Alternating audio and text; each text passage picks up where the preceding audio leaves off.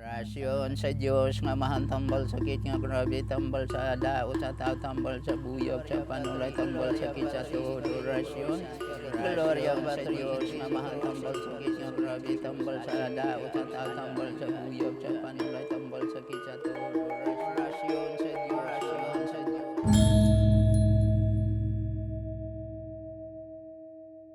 Natutop akong manggamot nung mga 12 years old ako dahil rin sa sakit ng nanay ko. Yung nanay ko may kabuhi. Yung iba tinatawag to sa nila na vertigo, pero minsan nakukulap siya. Ang tatay ko noon, na laging natutulog dun sa Dumaguete kasi bangka yung hanap buhay eh. Kung inatake siya sa gabi, madaling araw, persado kaming exercise ng tinatawag namin na do-do, yung stomach massage, na aakyat yung pulso sa gilid ng left rib o kaya dito sa sikmura. Yun hinihila namin pababa, tapos tinatalian. Doon ako natuto. Yun din ang isang technique din na nalalaman ko. Naniniwala po ako na ang Siquijor ay healing island. Kasi isa sa mga nagpapatotoo nito, kahit yung mga manggagamot sa iba't ibang dako ng Pilipinas, dito kumukuha ng mga gamot, humihingi ng tumutulong sa pagluluto ng minasa, yung black wax na ginagamit namin.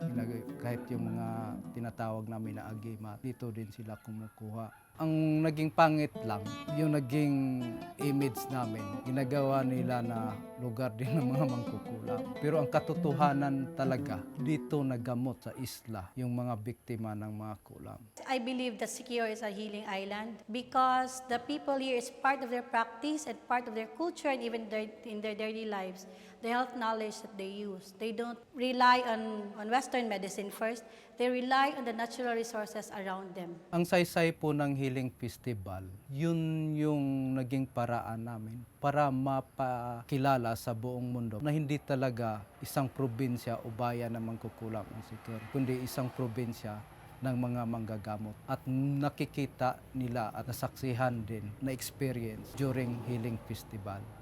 Kami po ay isang herbalist dito sa Cantabon, Siquijor. Wala na yung mga magulang namin, kaya pinatuloy namin yung panggamot ng mga tao, lalo na yung may sakit na kahit saan, mga foreigner sila, mga taga dito, yung local people. Ayaw namin na parati kaming bumibili sa pharmacy, kaya natuto rin kaming magkuha ng iba't ibang herbal sa mountain natin. Marami kaming natulungan, lalo na sa cancer. Yung kapatid ko na may breast cancer, yung gamot lang dito ng tawag namin yung ulo ng amo, yung tabog, ant house yan siya. Yun ang pinaka-the best na gamot na para sa cancer ang ginagamit namin. Dahil dyan, ang kapatid ko na alis yung niya, yung tumutubo sa sa breast niya dahil sa tinatawag ng tabog. Ang pangalan nito ay kukog banog. Kukog banog nga kahoy. Iba yung mayroon ding kukog banog na hindi siya kahoy. Ito ang kukunin at iluto sa firewood para ilagay sa tiyan ng mga tao kung halimbawa may kinabagan sila o masakit yung tiyan nila. Kailangang alagaan talaga yung mga halamang gamot dahil kung maari, i-preserve talaga natin ito dahil malaking benepisyo talaga ito sa lahat na, lalo na yung mga Siquijorian.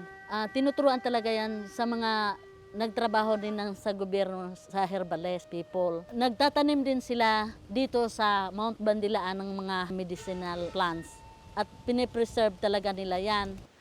The project is all about documentation of Philippine traditional health knowledge and digital library kung saan pwede mong idodocument po namin lahat ng mga herbal plants na ginagamit ng mga healers dito sa Siquijor. So we document plants from the mountain area going to the sa dagat, and ngayon nasa Señora River na naman kami in Lazi. Aside from documenting it, we made a video, we made photos, brochures, we made IEC materials or information, education, communication materials. We also made community workshops for them to be able to realize and understand the relevance of their health knowledge. And also, we include children. We let them document everything, the knowledge that they have. It's like in sociology, we record it, but we did not produce yet the outputs, but we have a record of all these things. And we also have the data on the plants and everything in the digital library. During the documentation, nalaman po namin na kahit yung mga bata dito sa Siquijor, kahit sa coastal area or sa mountain area dito sa Siquijor, alam nila yung mga basic na plants na ginagamit like for hilanat o ubo, sipon, tsaka yung sa wounds. Alam talaga nila. Encourage lang yung mga bata, especially dito sa Siquijor, kasi yung bagong generation na ngayon ng technology na kasi sila, hindi na masyado nung para na maglalaro sa sa labas ng bahay, mas ganun-ganun. So, i-encourage na lang sila na dapat hindi nila malimutan yung mga basic na traditional na paggamit ng mga halamang gamot. This project is very significant because it seeks to document or record our health knowledge in Siquijor. As we all know, with the factors of tourism and influx of influence from outsiders, we might lose our knowledge. We want to retain this knowledge. We want to continue using this knowledge. We also want to propagate this knowledge, not just in the island, but also the whole Philippines as well. Our greatest concern in this project is the area on biopiracy because there's so many people who came to Siquijor Island to interview healers and get specimens. So there might be a possibility that they are already way ahead of us. But in this research, we already registered them in the National Library, so they are protected. But what about those other plants that hasn't been identified yet by our group or by DOST or any other government-funded organizations? Siquijor is very vulnerable because of the fact that our healers are very friendly and approachable. Unlike other communities who had their tribes, you have to ask permission from the elders first. So it's really hard to infiltrate or get knowledge from them. But in our case in Siquijor, our healers are very friendly and they're really willing to share their knowledge. So people might abuse it, or people might take advantage of it, or people might gain anything from it, depriving the healer and the Siquijodnons of the gift or the profits or the proceeds of those particular economic benefits in the future. Given our experience, since this knowledge has been passed on from generations and generations, we believe that this will sustain even if in the presence of Western medicine. Between folk knowledge and science, they should not contradict each other. As a matter of fact, they should support each other. Some science are based on folk knowledge. It's just that there are some folk knowledge that hasn't been proven by science yet, but has been practiced by people for generations and generations, which means to say that there must be something about it for it to retain. Pagdokumento talaga ng mga halamang gamot at traditional practices namin, ito'y magiging gabay ng mga bagong manunuklas. Yun ikaw po pinapasalamat ko rin sa documentary yung sa study ngayon.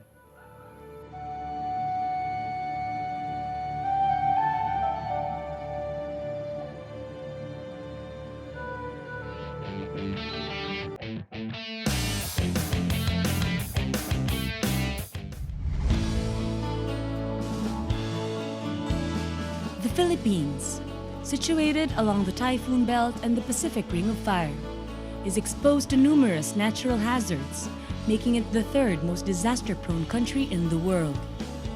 Being highly vulnerable to numerous natural calamities, resource assessment for planning and decision-making is crucial for the protection and conservation of these natural resources.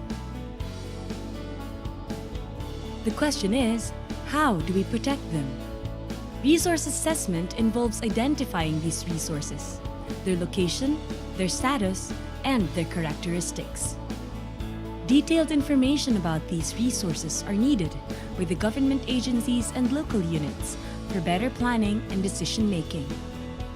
The UP Training Center for Applied Geodesy and Photogrammetry, or UPTCAGP, together with 14 state universities and colleges and higher educational institutions, is currently undertaking a directed research program entitled Nationwide Detailed Resources Assessment Using Lidar, or PhilLidar 2. This is funded by the Department of Science and Technology through its Grant in Aid or GIA program, monitored by the Philippine Council for Industry, Energy, and Emerging Technology Research and Development, or FISHERD DOST. PhilLidar 2 aims to complement ongoing programs of government agencies by utilizing the groundbreaking light detection and ranging, or LiDAR data, develop methodologies for extracting resource features from LiDAR and other RS data, produce high-resolution national resource maps, produce vulnerability assessment maps for high-value crops and coastal resources, and formulate recommendations to help address future local supply and demand in agriculture, coastal, forest, and renewable resources. The first project component is the agricultural resources extraction from LiDAR surveys, also known as PARMAP. PARMAP aims to provide an updated and detailed inventory of the agricultural resources in the country. This deals with the development and application of methodologies for the extraction or mapping of agricultural crops and vulnerability assessment. The project utilizes datasets from LiDAR surveys, other remote sensing systems, and field measurements. The second project component is the aquatic resources extraction from LiDAR surveys, also known as CoastMap. CoastMap aims to develop procedures and workflows for extracting and characterizing coastal resources such as aquaculture, mangroves, corals, seagrass, and other aquatic resources from LiDAR surveys. This also involves vulnerability assessment of coastal resources. The third project component is the forest resources extraction from LiDAR surveys, also known as FREXLs. FREXLs aims to develop procedures and workflows for extracting and characterizing forest features, such as tree count, canopy height, canopy gap enclosure, biomass, and carbon stock from LiDAR data, and validate it with field measurements. The fourth project component is the development of the Philippine hydrologic dataset for watersheds from LiDAR surveys, also known as PHD. PHD aims to develop procedures and workflows using various geographic data models to generate different hydrologic datasets in watersheds. The last project component is the Philippine Renewable Energy Resource Mapping from LiDAR surveys, also known as REMAP. REMAP aims to assess the renewable energy resource potential of the country for biomass, hydro, solar, and wind, and to perform site suitability assessment for the development of these renewable energy resources. Each component aims to develop a detailed and comprehensive database of all the natural resources extracted that may be used in various applications, such as production of high-value crops, irrigation assessment, aquaculture production, forest protection, water resource monitoring, and discovery of renewable energy sources. The results and outputs of this study will be used by planners, managers, and decision makers in the local government units and other target beneficiaries for use in applications, including but not limited to natural resource management, land use planning and development, and capacity and resilience building.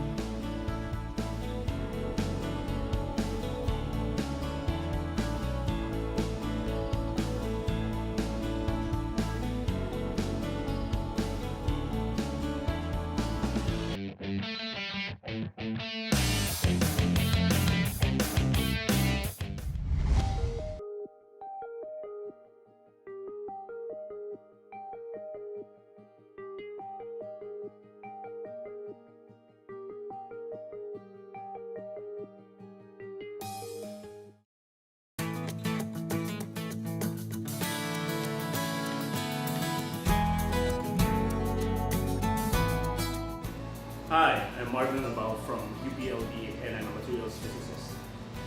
I write computer programs to predict the behavior of atoms on surfaces. We support experimental data and measurements. Be like me and help in nation building.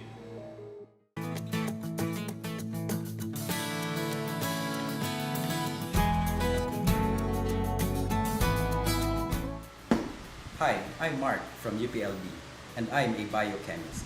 I help make people healthy by studying the effectiveness of drugs in treating diseases and improving the quality of food. Be like me and help in nation building.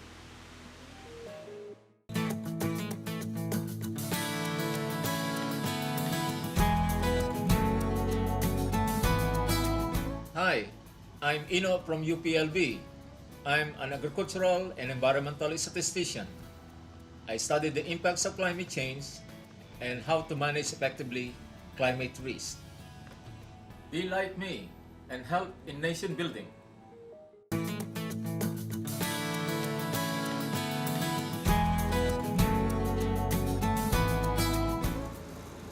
Hi, I'm Vishal from UPLB. I'm a parasitologist. I help community people healthy by studying parasites contaminating the environment. Be like me and help in nation building.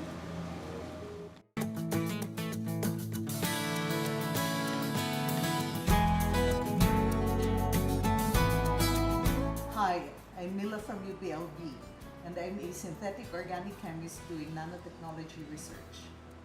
I study how to manipulate the tiniest parts of objects, products, and equipment used or needed in industry, agriculture, medicine, and environmental impact assessment in order to make them more efficient and effective.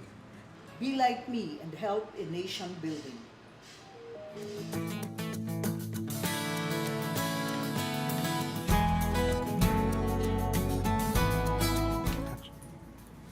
Hi, I'm TJ from UPLB and I'm a human-computer interaction researcher. I help make computers easier for people to use by studying how both of them interact. Be like me and help in nation building.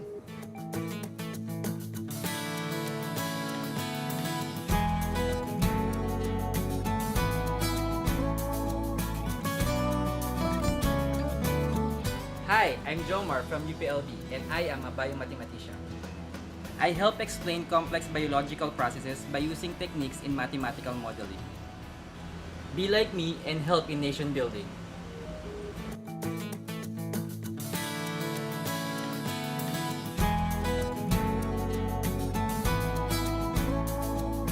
Hi, I'm Jade from UPLB and I am an artificial intelligence researcher. I study ways on how machines can be made to possess human-like capabilities, such as learning from experience and decision-making. Be like me and help in nation building. Be like me. Be like me. Be like me. Be like me. Be like me. Be like me. Be like me Be like me and And help help in in nation nation building. building.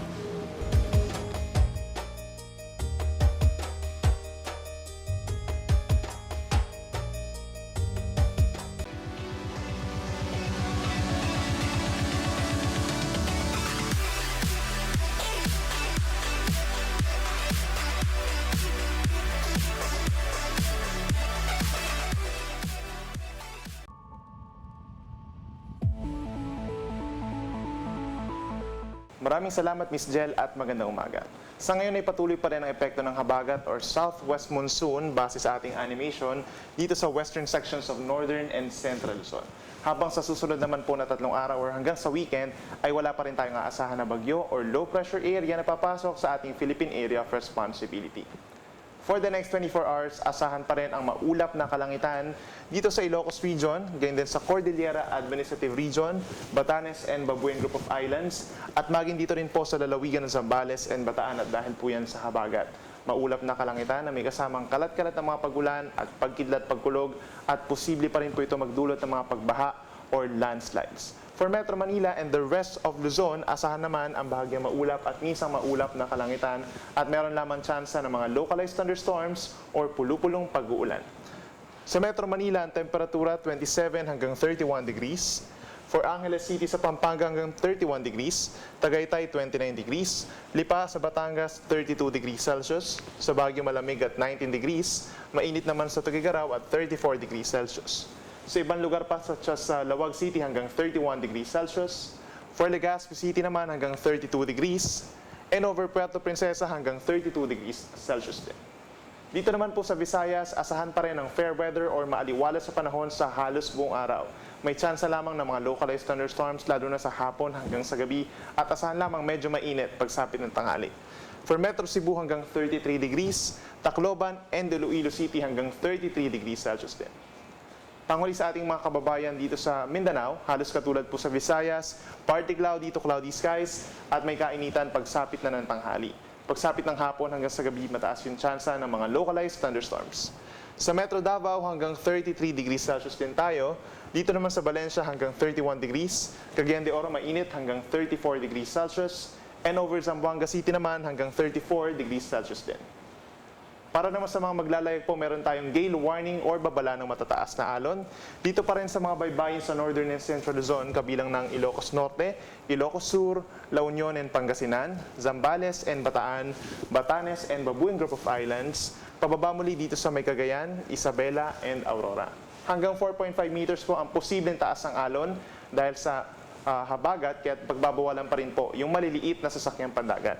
Sa natitirang baybayin naman ng ating bansa, asahan ng moderate to rough seas or hanggang 2.1 meters na taas ng mga alon. Papayagan naman ang anumang uri ng sasakyang pandagat na pumalaot. Para naman sa ating 3-day weather forecast, asahan pa rin dito sa Metro Manila, partly cloudy to cloudy skies at meron pa rin chance ng mga localized thunderstorms lalo na sa hapon hanggang sa gabi. So ideal pa rin po naman na mamasyal or maglaba ang ating mga kababayan. Range of temperature is from 26 hanggang 31 degrees Celsius. Sa mga nagbabalak naman po magbakasyon dito sa Baguio City, asahan pa rin po ang makulimlim na panahon hanggang sa weekend kaya't magdala na ng payong at pananggalang sa ulan. May mga chance na mga light to moderate rains at merong threat ng pagbaha or landslides lalo na po doon sa may Cordillera. Temperature natin is from 16 hanggang 19 degrees Celsius lamang. Sa mga mamamasyal naman po dito sa Bicol, asahan naman ang fair weather or maaliwalas sa panahon, particularly dito sa Legazpi. At meron lamang tsansa ng mga panandaliang pag-ulan sa hapon hanggang gabi. Temperatura natin is from 27 hanggang 33 degrees Celsius. Sa atong mga kaigsuonan din sa Metro Cebu, asahan pa rin mananatiling fair weather or maaliwalas ang panahon sa halos buong araw hanggang sa linggo. At medyo mainit pagsapit ng tanghali hanggang 33 degrees. Posible naman yung mga pulupulong pag-ulan lalo na sa Sabado at Linggo. Panghuli sa atong mga kaigsuonan sa Metro Davao, asahan din fair weather or maaliwalas pa rin ang panahon hanggang sa Linggo at may kainitan hanggang 34 degrees Celsius. Pinapayuhan pa rin ang ating mga kababayan doon na magdala ng payong lalo na pagsapit ng Linggo dahil sa mga localized thunderstorms. Para naman sa ating tidal prediction, nagkaroon na tayo ng high tide ngayon lamang 9:33 ng umaga sa taas na 1.27 meters. Ang susunod naman na low tide ay mamayang 5:59 ng gabi or hapon sa taas na 6 centimeters lamang. Si Haring Araw ay sumikat 5:42 ng umaga at lulubog naman ito mamayang 6:19 ng gabi. Yan muna ang latest mula dito sa Weather Forecasting Center ng DOST Pag-asa. Ako po si Benny Estareja na nagsasabing sa anumang panahon, Pag-asa ang magandang solusyon. Happy Thursday po. DOSTv would like to thank Filipino Creazione de Mano Incorporated. Visit their showroom at ground floor lobby, PSM-BFI Building, 318 Santolan Road, West Crames, San Juan City. SciTev, the world's leading source of reliable and authoritative news, views, and analysis on information about science and technology for global development. Visit their website at www.scidev.net.